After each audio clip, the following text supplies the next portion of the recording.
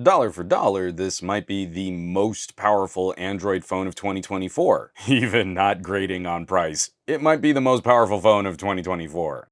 This episode of Some Gadget Guy is brought to you by viewers like you. All the folks who share content on social media, and the incredible generosity of my patrons. Patreon.com/SomeGadgetGuy. More info on those awesome nerds later in the video. Alright, the folks at Xiaomi sent a pair of phones my way to test drive to share my thoughts. This video we're looking at the Xiaomi 14T Pro, and in another video we're going to check out the international version of the Xiaomi Mix Flip. I'll get this out of the way right at the top of this video. Increasingly, I feel the distinctiveness of the T-series phones continues to erode. What makes a T-series different from a regular number model Xiaomi? Going from a Xiaomi 14 to a 14T Pro, well, I don't have a great answer to that question. This is a powerful phone, and we see further quality of life improvements that pace the more premium line of Xiaomi launched earlier this year. The design continues a trend towards flat sides and flat screen that I like to see. Makes it easier to hold when you're using it as a camera. And I used to say that Xiaomi arrived at the most iPhone-like presentation, but I think people would agree that this year Google has earned the iPhone of Android design distinction. That was silly. All right, the T still differentiates on the rear casing and the material feel, but it's significantly closer to the 14 this year. It doesn't feel exactly the same, but it doesn't feel cheap or compromised. And the front face is a pretty AMOLED that can crank up to 144 Hz, and of course we have a huge number for peak brightness, and increasingly peak nit measurements don't mean a whole lot. The takeaway: it's competitive against other easy-to-read screens in the gadget lab right now, like my OnePlus 12 or my Pixel 9 Pro. It's a really pretty screen with all the important standards and numbers and features and HDRs. I genuinely can't be bothered that there's maybe a fraction of a millimeter more bezel on a phone like this than on a more expensive phone. That detracts 0% from my enjoyment of this display. Now, I'm personally not sensitive to screen flicker when we dim the display, so someone more knowledgeable than me will have to test that performance, but I am happy to see manufacturers including some kind of acknowledgement, a metric, a measurement for those who might be sensitive. And the in-display fingerprint sensor is good. I still miss the power button sensors that Xiaomi used to use. The power button sensor on the Mix Flip is great, and especially as phones get iPhoneier. I mean, as phones get a little boxier on the medium and larger screen sizes, it's getting to be a bit more of a reach to unlock unless you're always cradling the weight on your pinky. If anything, the in-display here might be just a little too low so that you always have this kind of top-heavy action when you go to unlock your phone. Rear-mounted and power button fingerprints, immediately more accessible for how you would naturally just hold the phone in your hand. What I think has been an exciting trend for these late-year releases, how companies will use Qualcomm chips for some phones and MediaTek's for others. The Dimensity 9300 came to play this year. It's a beast and is genuinely the fastest practical CPU performance you can buy in an Android this year. I have the charts and graphs on my performance testing over on the Patreon, patreon.com/SomeGadgetGuy. I run phones through synthetic benchmark scores. Sure, we all do, but that never tells you what the phone can really do. So I test with real-world apps, and I think you get a much better idea of what these devices can accomplish.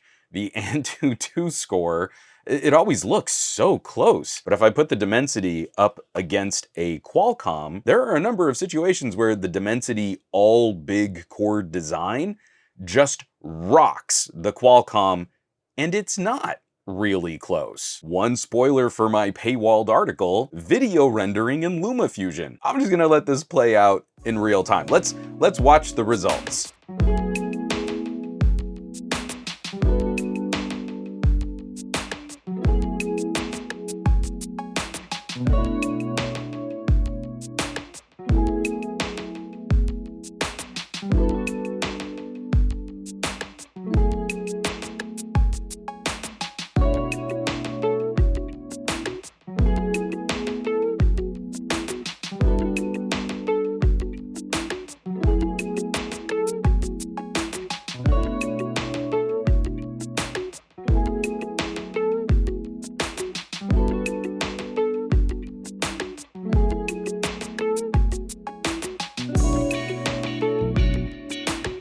So apparently like a 10% difference in Geekbench scores will mean the Qualcomm is gonna be 50% slower in a task like video rendering. Neat! Synthetic benchmarks are stupid and you should never buy a phone based on that data, and reviewers who only use those scores to rate performance should be ashamed of themselves. Other tests will give you a well-rounded view of what a phone can do. Once again, patreon.com/SomeGadgetGuy. We've had laptop-grade compute power in our pockets for years now. But this last year, between Qualcomm and MediaTek, we've taken these numbers almost directly up to 12th and 13th gen Intel laptop chips. Because that is the immediate concern for performance this high. It's power management. Xiaomi ships their phones with a conservative power mode enabled. Then you can go into the battery settings to unlock a high performance mode. But you're genuinely not going to need it often. I completely agree with MediaTek's gamble on the 9300. At peak performance, it will draw more power and generate more heat than a Snapdragon 8 Gen 3, but it also completes tasks so quickly you can arrive at overall power savings for running shorter bursts of activity. It's like a fancy sports car. When you know you need to run it harder for longer, you can change up a bit how you manage the phone, like the data connection or the screen brightness, what kind of background tasks are going, and then you can pin that peak performance longer before you're gonna hit the inevitable throttling. But I really need to spell that out. How often do you know, you really know you're gonna run a phone at peak CPU performance for more than 5 minutes? I like to edit videos on my phone, and to render longer than 5 minutes,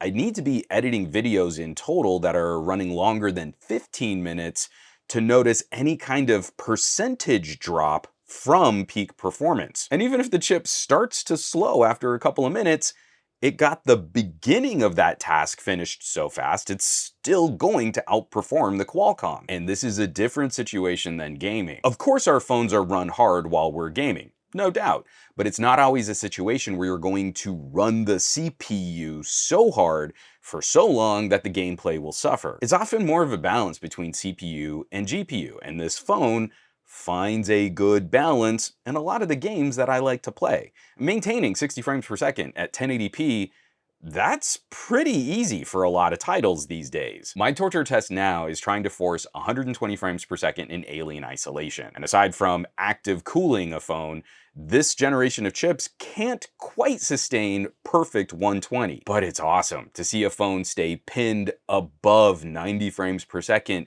in a PC port of one of my all-time favorite horror games. Something I can't do on a Steam Deck, and it looks awesome on these phone screens. I tend to run that for about 30 minutes as a measure of mobile gameplay, and the 14T Pro hangs with all of that just fine. So the general rule still applies, where game devs, if they pay any attention to Android at all, they're probably gonna optimize better for Qualcomm GPUs, but even in those areas where we know an Adreno is gonna outperform, the MediaTek is powerful enough to brute force a good gaming experience.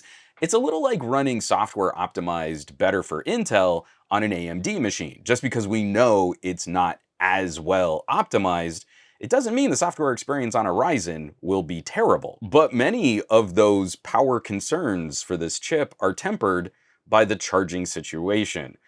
Battery anxiety evaporates when you can plug in at 120 watts, and a top off will take minutes on a charger. The 14T Pro also supports 50-watt wireless charging if you have a compatible pad, which charges faster than an iPhone, a Pixel, or a Galaxy can charge plugged in. We've been in this situation for years now. It's just silly. It's just exhausting to keep bringing it up because the three brands that spend the most on marketing in North America continue to support an anti-consumer charging situation. They want your phone to take longer to charge, so you'll spend more on charging pads and chargers and cables that you're gonna run your battery warmer on Qi, and they're going to encourage you to swap your phone sooner than you might need to. Just look at all of the battery health complaints on year-old iPhones out on social media right now. If it's something you want a little extra information on, I did a video with my buddy Ricky comparing wired and wireless charging with my OnePlus against his Galaxy Note, and the results of that test would be analogous here.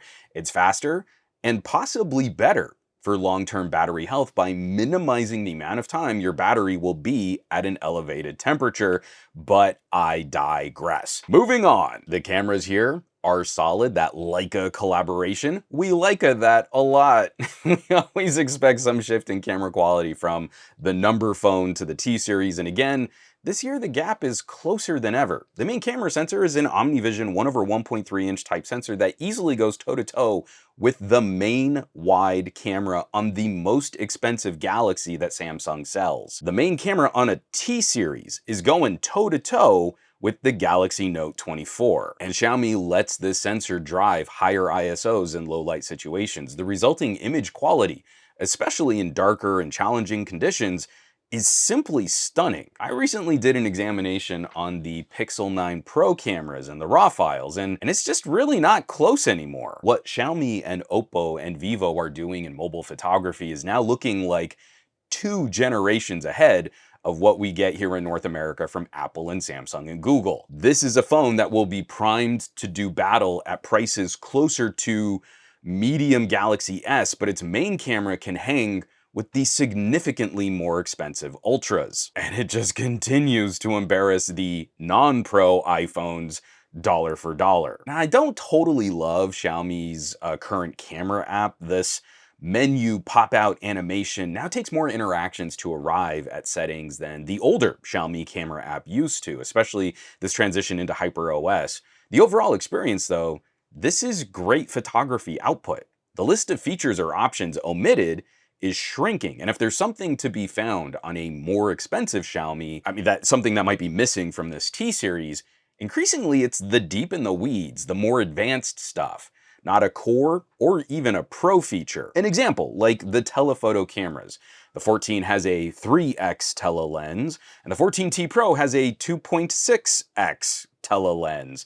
I wish I had a bit more reach, but the practical differences here are not significant. Now, one last point on performance. The last year we've seen more international phones arrive with some better support for 5G bands in North America. Good enough support that I can see some 5G in my neighborhood out in the burbs. Now, I still don't feel like I can comment as directly as if I lived in an area this phone was designed to be sold in, where it was really supposed to be sent, but where I can compare, MediaTek's 5G support is getting real good. Like, it's getting Qualcomm good. And doing some comparing against the Pixel 9 Pro, I regularly saw small but consistent wins for this Xiaomi based on how each phone reports its own reception. That is absolutely not scientific, but it still seems, even with Samsung improving their radio tech a lot year over year, they still haven't quite caught MediaTek. And that's rough when this MediaTek was not designed to be sold here in the United States. So I guess we should start wrapping this video up.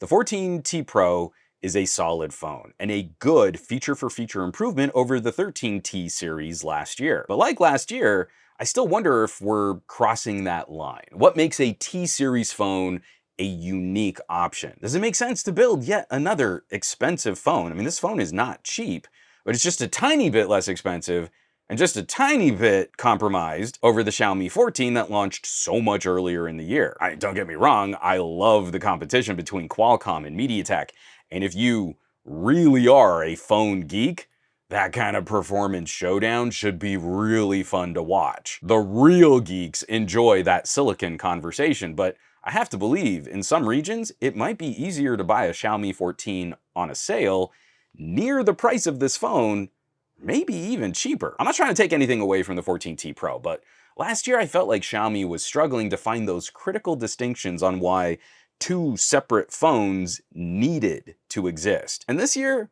I feel even more like that distinction has all but evaporated. But maybe that's how we leave this video off on a positive note. The 14T Pro is so good, it's so solid, I don't know, maybe it doesn't need to be called a T series phone anymore. Which is where I've got to throw the engagement bait, right? Oh, I've got to leave you off with a question so that you'll go down to the comments. But seriously, year over year over year, I've been asking this question. What really separates a numbered phone from a T series phone? And what helps you arrive at a purchasing decision? For folks out there who are on board T series phones, what kind of keeps driving you in that direction? If the T series and the numbered series are so similar, what might convince you to start with a numbered series phone closer to the beginning of the year? Please drop me some comments down below, especially as a North American reviewer. That's some of the context that I often lack. I don't get to shop this stuff as easily as the rest of y'all out in other parts of the world. And of course, that other reminder, we're going to be doing a video for the Mix Flip, and I have that article talking about the performance of both of these phones out on the Patreon right now, patreon.com/SomeGadgetGuy. I love tearing into these phones and looking at the differences and seeing what you can really do with your pocket computers. And if you're like-minded, I hope you'll consider joining the community at patreon.com/SomeGadgetGuy. A huge thank you to everybody supporting over there. They're literally helping to keep the lights on here in the Gadget Lab. I would not be able to get these videos and reviews done were it not for their support. Just an incredible group of geeks, a really fun community to hang out with. I hope you'll check them out. Now, you know where you can find me around the rest of the internet, at SomeGadgetGuy, basically everywhere, but these days I'm trying to spend a bit more time on the Mastodons, a little less so on the Facebooks or the Instagrams, and definitely not on the Twitters, and I will catch you all on the next review.